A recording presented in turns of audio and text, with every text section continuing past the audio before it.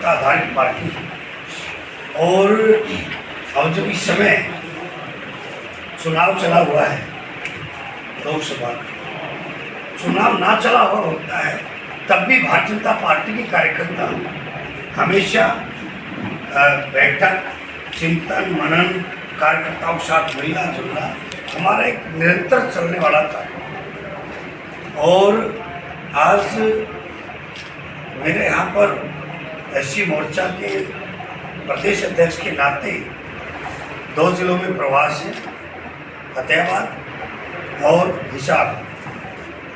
मेरे साथ हमारे इस सिरसा लोकसभा के जो एससी मोर्चा की तरफ से संयोजक है आदरणीय विधायक लक्ष्मण नापा जी और सह संयोजक बूटा सिंह जी और हमारे माननीय यहाँ के जो जिला अध्यक्ष है बलदेव ग्रोहा जी और एससी मोर्चा के जिला अध्यक्ष विनोद जी, हमारे विकास जी और हमारे प्रभारी कुंडिया जी, सभी हमारे यहाँ पूर्व विधायक यहाँ से सरदार बलकौर सिंह जी, चेयरमैन साहब रविंदर जी, हमारे उपाध्यक्ष चंद्र प्रकाश बस्ती जी भी पूर्व अध्यक्ष यहाँ के, रणजीत जी, लक्ष्मण जी, महामंत्री लखर जी भी, सभी लोग आए यहाँ और जिले की बैठक हुई है।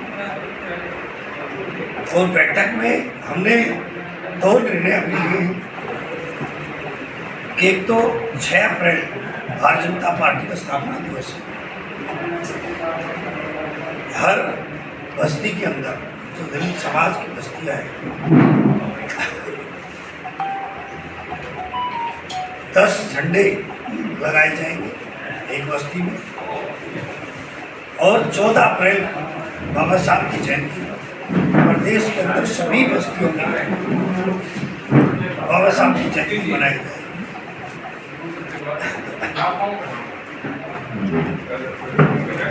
इसके अलावा 12 अप्रैल को महात्मा ज्योतिबा फुले की जयंती हर जगह मनाई जा रही है। कुछ बड़े कार्यक्रम हमारे किए जा रहे हैं, जैसे कि 6 अप्रैल को हमारा होटल में एक बड़ा कार्यक्रम है एससी मोर्चा और बाकी हमारे माननीय विधायक जगदीश नायक। 5 अप्रैल को मेरे यहाँ है, अलग अलग दिनांक 14 अप्रैल को पलवल में है, 13 अप्रैल को सोनभद्र, बहुत जगह कार्यक्रम किए जा रहे हैं। ये हमारा सौभाग्य भी है कि चुनाव के मद्देनजर बीच में ही बाबा साहब की जयंती आ गई। चुनाव को लेकर भारतीय जनता पार्टी के अंदर जो जाति मोर्चा है वो पूरी तरह सक्रिय है, क्योंकि अनुसूचित जाति समाज को पहले नेग्लेक्ट किया जाता रहा विभिन्न राजनीतिक पार्टियों के द्वारा। लंबे समय तक कांग्रेस ने देश और प्रदेश में शासन किया और कांग्रेस ने हमेशा दलित समाज को एक पिछड़क या एक चीचक है वो उन्होंने हमेशा समझा रहा। बाबा साहब के साथ इन्होंने कांग्रेस के लोगों ने अन्याय किया। यहाँ जो हमारे प्रत्याशी हैं अशोक तंवर जी, इनके साथ भी दुर्व्यवहार कांग्रेस के लोगों ने किया। हमारी यहाँ जो कांग्रेस पार्टी की नेता है शैलजा जी, उसके साथ वो भी अपमानित करके, तो जब जब मौका मिला कांग्रेस के लोगों ने हमेशा दलित समाज का अपमान किया, उनके ऊपर अत्याचार किए, चाहे वो मेजपुर की घटना हो चाहे गोहाना की घटना हो। पिछले 10 साल से अनुसूचित जाति समाज को नए अधिकार जो संविधान में बाबा साहब ने दिए थे उनको देने का काम आदरणीय नरेंद्र मोदी जी ने और आदरणीय मनोहर लाल जी ने देने का काम किया है। और आदरणीय नायब सैनी जी ने और तीव्र गति से उसको बढ़ाने का काम कर रहे हैं। चाहे पदोन्नति में रिजर्वेशन हो, चाहे एससी समाज की बैकलॉग की बात हो, महापुरुषों की जयंती हो, चाहे देश के अंदर बाबा साहब के पंचतीर्थ हो, उनकी जहाँ पर मृत्यु हुई, जहाँ उनको संस्कार हुआ, जहाँ उन्होंने बौद्ध धर्म के उन सभी को पंचतीर्थ के रूप में विकसित आदरणीय नरेंद्र मोदी जी ने हमारे देश के प्रधानमंत्री ने किया। हरियाणा में चाहे एससी कमीशन हो, चाहे सिपाही कमीशन हो, चाहे घुमंतु जाति बोर्ड हो, ये सब आदरणीय मनोहर लाल जी ने देने का काम किया। तो कहने का भाव ये है कि जब से भारतीय जनता पार्टी की सरकार देश और प्रदेश में मिली बड़ी है, अनुसूचित जाति समाज की दिन दोगुनी और चार चौगुनी उन्नति कर रहा है और राजनीति में भी अनुसूचित जाति के समाज के लोगों को विभिन्न प्लेटफार्मों पर प्रतिनिधित्व देने का काम, चाहे सरकार के बोर्ड कॉर्पोरेशन है, चाहे पार्टी के अंदर हो, हर जगह अनुसूचित जाति समाज को प्रतिनिधित्व देने का काम किया।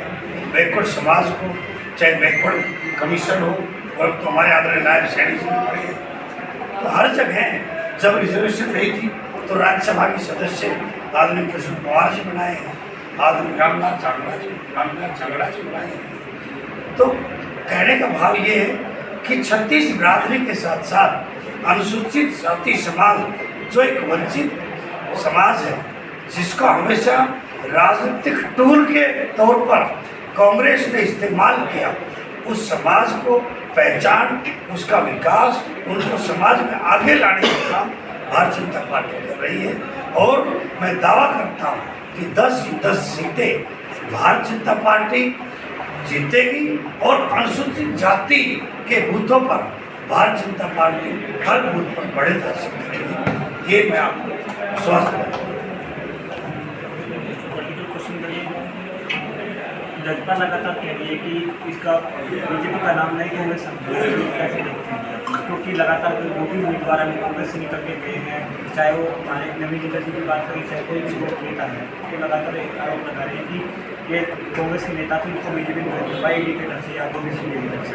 देखिए, वैसे तो ये अनुसूचित जाति समाज के लिए, मोर्चे के लिए लागू नहीं है आपका प्रश्न, पर फिर भी मैं अगर आदरणीय अशोक तंवर जी के बारे में तो दलित स्वाभिमानी होता है, जहाँ उसको इज्जत और मान सम्मान मिलता है वही जाता है। कांग्रेस में अपमान हुआ और जो अपमान सह सकते हैं, शैलजा जी के साथ अपमान हुआ वो सह रही है, तो वही है जिसका स्वाभिमान है वो भारतीय जनता पार्टी मानता है, यहाँ उसको मान सम्मान मिलता है। और दलित को जब सम्मान भारतीय जनता पार्टी में मिल रहा है तो आएगा। आम आदमी पार्टी अशोक तंवर को सम्मान नहीं दे पाएगी। देखिए, अगर सम्मान दे पाती उनके रहते रहते ही किसी और को आप वो कर रहे हैं, उनको नेग्लेक्ट कर रहे हैं, और आम आदमी का तो वैसे कोई वजूद भी नहीं है। अशोक तंवर जी ने मेहनत की और यहाँ तक अगर आम आदमी पार्टी खड़ी हुई तो माननीय अशोक तंवर जी की वजह से खड़ी हुई, अब कोई उसका आधार नहीं। केजरीवाल की गिरफ्तारी को लेकर विपक्ष कह रहे हैं कि अगर 2024 के अंदर अगर मोदी जी दोबारा आते हैं तो आगामी लोकतंत्र को खत्म कर दिया जाएगा, चुनाव कभी होंगे नहीं। वैसे कानूनी प्रक्रिया है, हमें इसमें पार्टिसिपेट नहीं करना चाहिए।